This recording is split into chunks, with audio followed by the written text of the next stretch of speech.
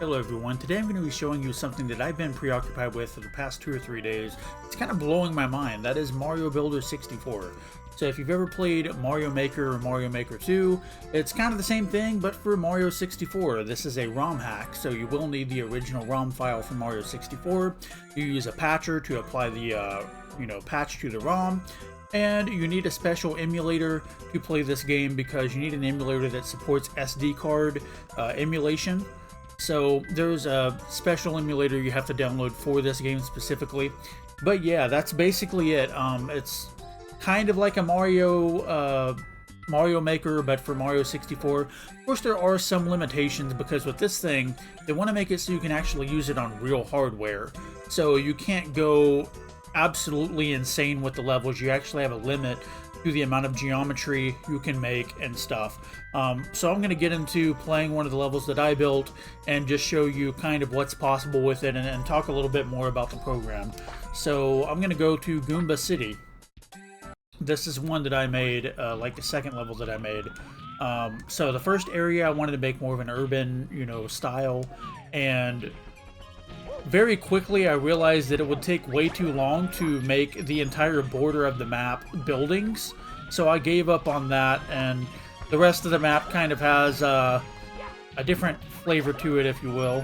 I'm a little unhappy with the way I made this side of the map though, because I've spent so much time going over detail and making everything look nice, at least to me anyway, but there's really nothing over here to do.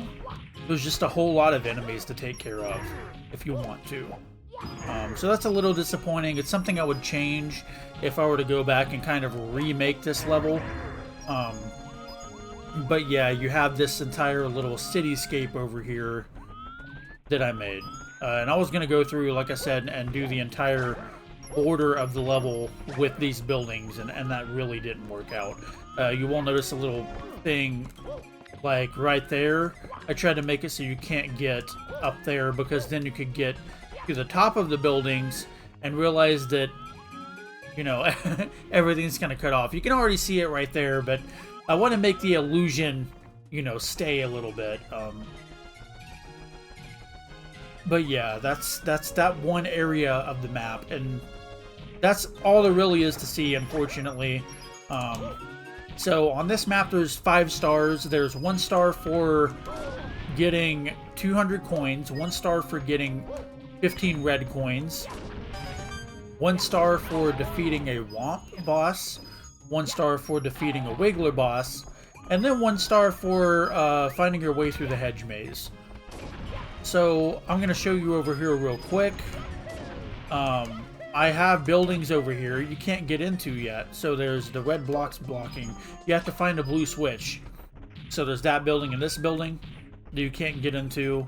And then there's this final building over here where you can get into this building, but there's a little closet area right there that you still need the blue switch pressed in order to access that. So we're going to go ahead and do that real quick after I take care of these 2 womps.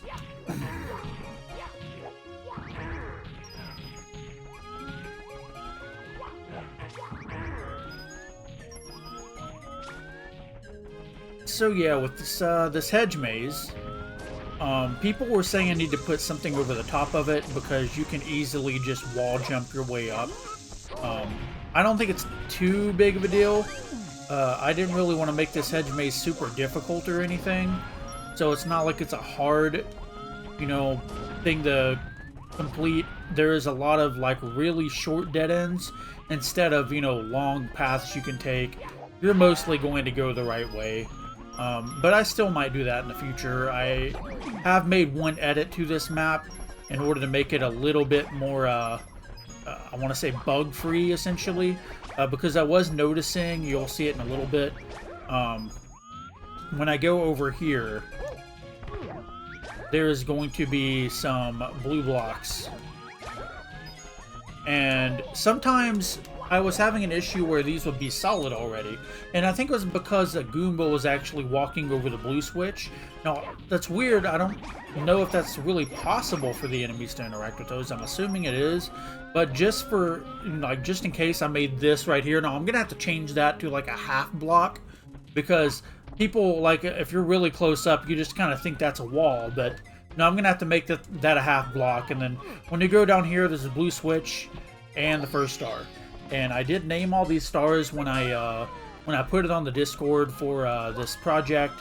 That one was Hedge, Maze, Hassle, and the other two are What's in the Attic and Wrangling the Wiggler.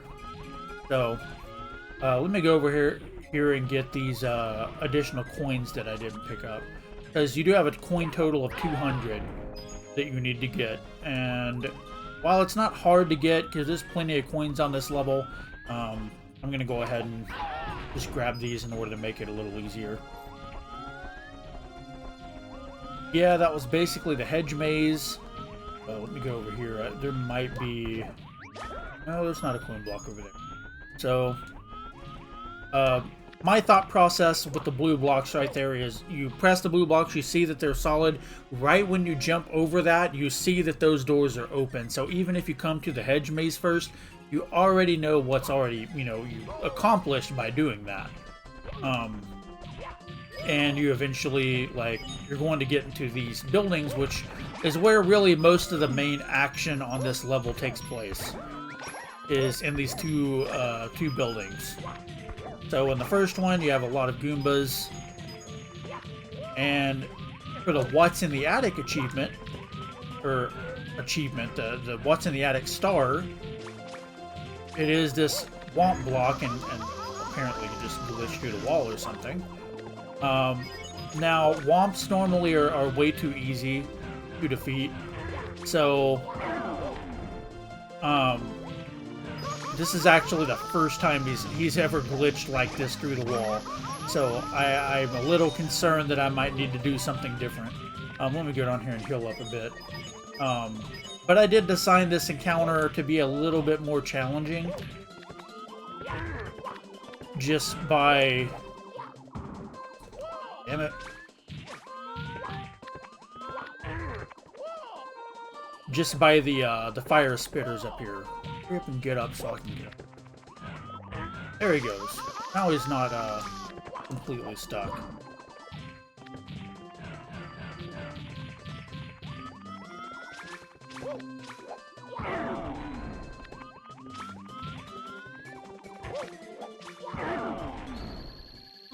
So yeah, there's the first boss enemy. The second one is a lot easier than that one, which that one's not necessarily the most difficult thing in the world. But I wanted there to be a little bit of challenge with all those fire spitters, and my friend actually said it was a little too hard. So I might need to go in and adjust that a little bit. But over here is the Wiggler. So Wrangling the Wiggler, it's going to be this guy. This one's pretty easy. I mean, Wigglers in general, you literally just jump on their head 3 times, and that's really it. And there's the boss. And the thing about that one that makes it a lot easier is the fire spitters aren't, everywhere. They're kind of confined to one area, so you don't really have to worry about them nearly as much. But I didn't really want that one to be as, much of a difficult task. Now, with this open over here, this is kind of like a little vault. So there's 6 of the red coins in there. You're going to jump up here. And, well, if I can actually make it. I did make a little, kind of like a challenge thing right here with these 3 bullet bills. And it's not necessarily the most difficult thing ever, but I thought it was a cool little feature of the level. Here's another one of the red coins. And the final thing in this building is getting up this area to get to the final 2 red coins in this building. And I'm a little unhappy with the way I set this thing up. So there's a fire spitter right inside of the door, and I've only had like one time where I was able to get in there and not take damage. And to me, that's kind of unacceptable. I don't want somebody to get up there with low health and, kind of take an unavoidable hit and have to restart the level. So, I might have to change that as well and just figure out a way to make that one room a little bit more challenging for a newcomer. But yeah, here's a little nook that I made behind the building. If you end up coming back here, I wanted to make a little something for you to grab.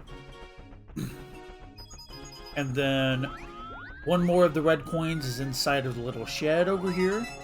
So that's number 13. We should be able to get the star in here, I believe. Yeah, right there. So that's the 200 coin star done. We have one more star, which is the red coins, and I kind of made them in this little forest area over here, and I'm not really happy how this turned out. The way the camera works in Mario 64, you can't really do stuff like this and make it easy to see most of the time. So I might need to redesign that if I ever remake this map. Maybe make like a dense forest, but then there's a clearing or something that you come to. But yeah, that's the entire map. It's those 5 stars. Unfortunately, right now, with the way the thing works, you don't actually exit the level automatically when you get a star or get all the stars. So once you get all the stars, you just kind of have to exit the level like that. And that's basically it. There's a lot of levels on here. Most of these I downloaded from, you know, the Discord and checked out. So Skeleton Tower, Bomb on Meadow, Breaking Dimensions, Hillside Kingdom, Crazy Castle Climb was one that I was going to make. My friend made one called Ass. Foddy's Folly was another one that I was going to make. And then I created one called YouTube because I recorded this video before and didn't like it, so I'm re-recording it now. But let's go to the YouTube one so I can show you a little bit of what actually making a level is like. So you have these down here. You can use L and R to go back and forth. And basically these 1, 2, 3, 4, 5, 6, 7 of these you can kind of swap in and out with whatever you want. So like if I wanted to place a tile, I can press A to place a tile.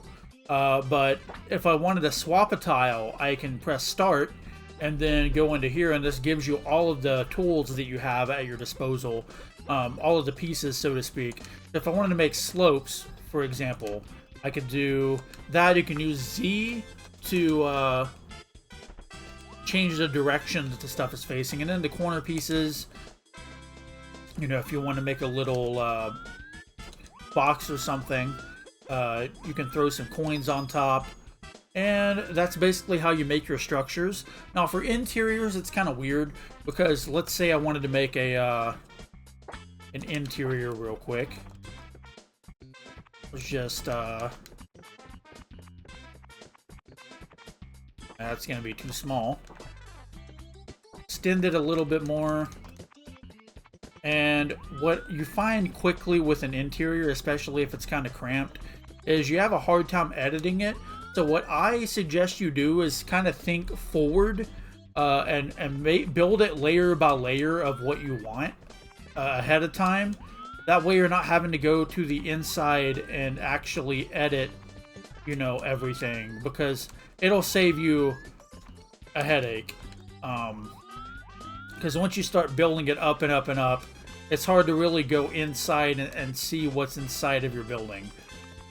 It's much easier to do it layer by layer and kind of plan ahead. Now in the future, I'm hoping they make a way to have certain blocks be transparent while you're editing. That way this isn't really much of a problem. But let's say I wanted to make an interior right here.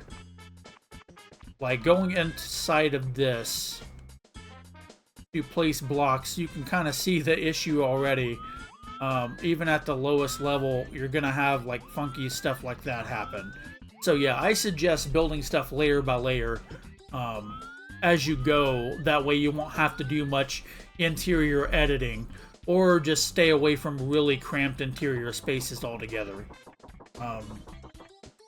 But yeah, that's basically how you do interiors, or how I would do interiors, just kind of like a tip.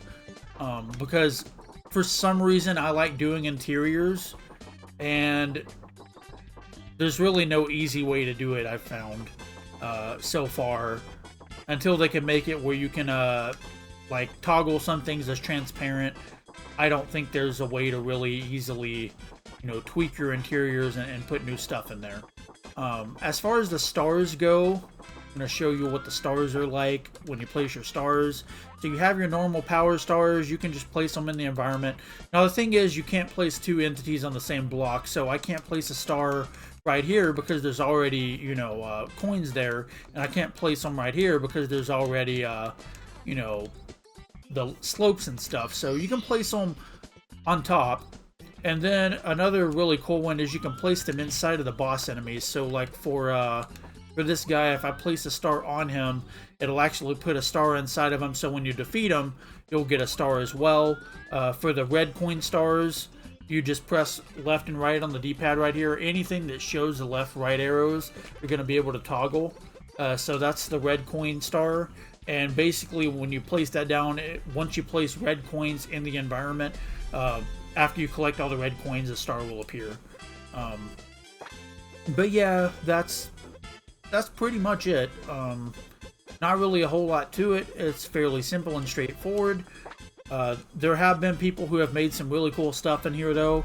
A lot of people thinking outside of the box with the way the physics interacts and stuff, much like people do with Mario Maker and Mario Maker 2. And once they add more into it, it's going to get even more crazy. But yeah, let me go ahead and just show you how you can, you know, test your level. That green check mark down there, you just set where you want Mario to be, and you can test your level. So I have these two stars right here. I can go ahead and grab them. And then I have King Babam down there. I can go ahead and fight King Babam.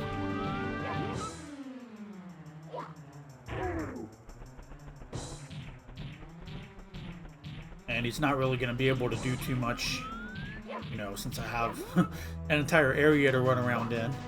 But just showing off, like, once I kill him, he will drop a star for you to grab. And what's handy is when you place your stars in the level, the pod screen, of course, will actually reflect how many stars are in the level. You don't really have to do anything manually for that. It keeps track of all that for you. So if I press start, you'll see it'll say 3 out of 3 stars. And then for some additional stuff, you have the level settings over here. Now you can use the D-pad again to go to take a screenshot, and what screenshots will do is they will update the actual, you know, when you go to the level, you see like the screen of the level, it'll update that for you.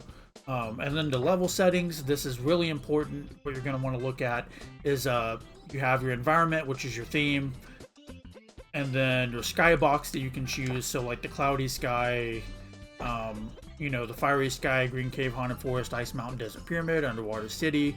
Plenty of stuff you can do there. You have different effects, so like, you know, the fire and the snow, the rain, sandstorm.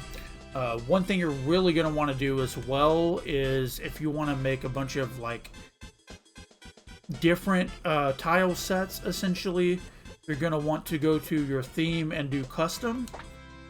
And with the custom theme, you can set what each tile is going to be. So you have 10 tiles you can do. You can change it, you know, from pretty much anything. You can customize it however you want. So like your hazards, you can set whatever you want in there. And that's basically it. That's really important when you want to do some wacky theme that's not automatically, you know, in this. And I think that's about it. The level music, of course, you have a lot of stuff to choose from. So if you want to do strictly Mario 64 stuff, I'm not sure what Beyond the Cursed Mirror is. I'm assuming it's a ROM hack of Mario 64. You have all of those you can do. And then this is the one that's really cool. You have ROM hack music ports, which kind of does songs from a wide variety of games. So like Band Land from Rayman, which is a really good one. Final Fantasy VII's in there, you know, Pokemon Mystery Dungeon, Sonic Adventure, Bomberman 64, Kirby 64, some Zelda, Donkey Kong, all sorts of stuff you can add in for your music. And that is pretty much it. I think I've showed off most of what you can do. There's probably some things that I'm forgetting, but I'm sure you'll figure it out. I'll put a link to the actual GitHub where you can grab this ROM hack in the description below, as well as the Discord, and go and check it out and make some levels, and I will play them if you comment them in the comment section down below. And I'll see you guys later. Have a good one.